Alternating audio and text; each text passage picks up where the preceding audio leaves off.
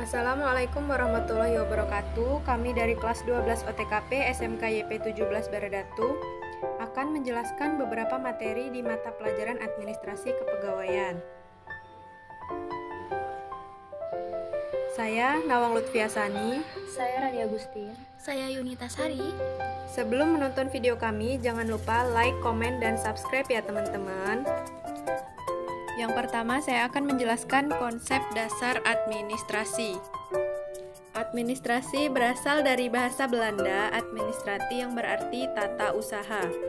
Pengertian administrasi secara sempit dan luas.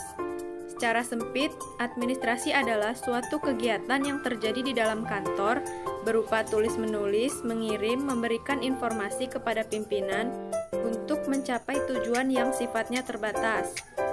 Kemudian ada pengertian administrasi secara luas, yaitu adalah kegiatan yang dikerjakan secara menyeluruh agar tujuan yang telah ditentukan dapat tercapai.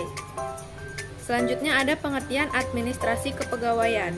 Administrasi kepegawaian adalah suatu tata cara atau prosedur untuk mengorganisasi atau memperlakukan orang yang bekerja sedemikian rupa sehingga mereka mendapatkan hasil yang sebesar-besarnya sesuai dengan kemampuan yang dimilikinya. Selanjutnya masuk ke materi regulasi kepegawaian.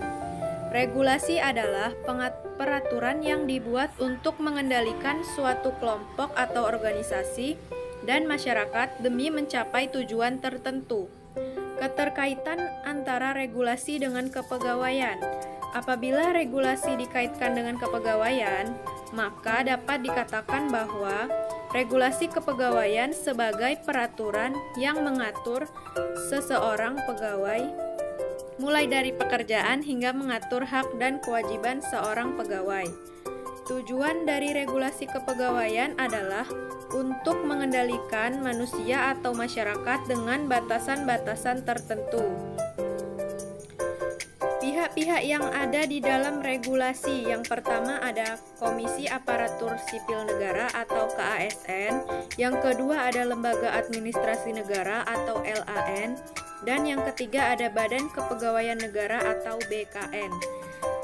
Kesimpulan dari materi regulasi kepegawaian adalah dengan adanya regulasi kepegawaian yang jelas, maka pegawai dapat menunaikan kewajiban dengan maksimal, karena pegawai tersebut mengetahui bahwa haknya akan dipenuhi. Materi selanjutnya yaitu tentang disiplin pegawai. Disiplin pegawai mencakup unsur-unsur ketaatan, kesetiaan, kesungguhan dalam menjalankan tugas. Pengertian disiplin pegawai negeri sipil tercantum dalam pasal 1 Peraturan Pemerintah Nomor 53 Tahun 2010, yaitu disiplin pegawai adalah kesanggupan pegawai untuk mencari kewajiban dan menghindari larangan yang diatur dalam peraturan perundang-undangan yang apabila dilanggar akan dijatuhi hukuman disiplin.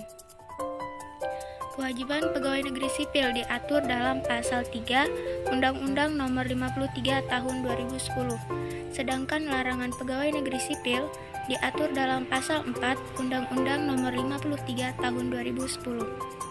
Selanjutnya yaitu hukuman disiplin. Hukuman disiplin yang diberikan kepada pegawai apabila melakukan pelanggaran disiplin. Tingkat dan jenis hukuman disiplin yaitu 1. Hukuman disiplin ringan, 2. Hukuman disiplin sedang, yang ketiga hukuman disiplin berat. Tujuan hukuman disiplin yaitu untuk memperbaiki dan mendidik pegawai negeri sipil yang melakukan pelanggaran disiplin. Pejabat yang berwenang menghukum yaitu ada Presiden, ada Pejabat Pembina Kepegawaian Pusat, Pejabat Pembina Kepegawaian Daerah Provinsi, dan juga Pejabat Pembina Kepegawaian Kabupaten atau Kota. Kesimpulan dari materi ini yaitu keberhasilan suatu organisasi dalam mencapai suatu tujuan sangat ditentukan oleh mutu profesionalitas, juga ditentukan oleh disiplin para anggotanya. Materi selanjutnya yaitu mengenai pengadaan pegawai atau rekrutmen. Pengertian rekrutmen yaitu serangkaian kegiatan yang dimulai ketika sebuah perusahaan memerlukan tenaga kerja dan membuka lowongan sampai mendapatkan calon pegawai. Prinsip pengadaan pegawai yang pertama yaitu mutu pegawai yang direkrut harus sesuai dengan yang dibutuhkan. Yang kedua, biaya yang dibutuhkan harus diminimalkan. Yang ketiga yaitu flexibility. Flexibility yang dimaksud adalah kemampuan untuk beradaptasi dan bekerja dengan efektif dalam situasi yang berbeda dan dengan berbagai individu atau kelompok. Jenis-jenis seleksi yaitu ada seleksi tertulis, meliputi tes kecerdasan, kepribadian, minat, bakat, dan presentasi.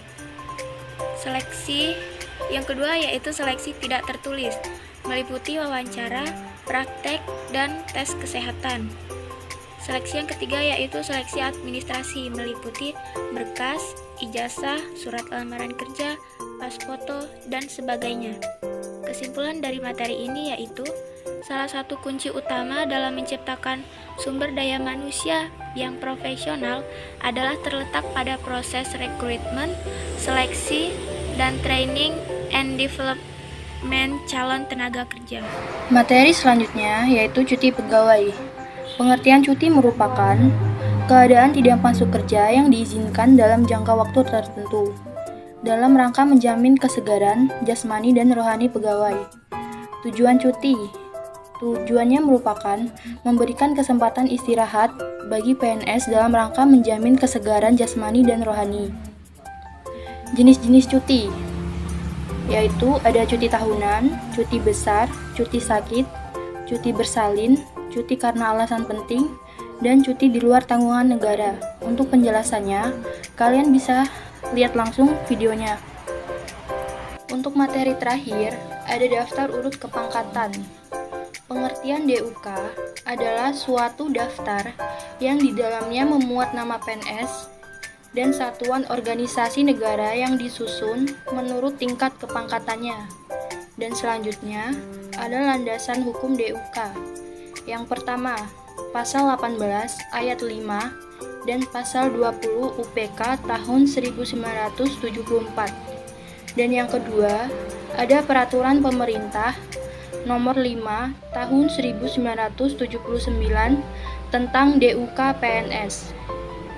Fungsi dari DUK adalah salah satu bahan objektif untuk melaksanakan pembinaan karir para PNS yang didasarkan pada sistem prestasi kerja. Kesimpulan dari semua materi ini saling berkaitan antara satu dengan yang lainnya, mulai dari konsep administrasi kepegawaian, perekrutan pegawai, pengaturan para pegawai, hingga ke daftar urut kepangkatan pegawai. Semua poin-poin ini merupakan sesuatu yang berperan penting dalam kelancaran sebuah manajemen kantor. Hal ini adalah pengetahuan mendasar bagi pegawai sebagai acuan kesejahteraan selama menjadi pegawai negeri. Sekian penjelasan dari kami. Jangan lupa like, komen, dan subscribe ya teman-teman. Sampai jumpa lagi. Wassalamualaikum warahmatullahi wabarakatuh.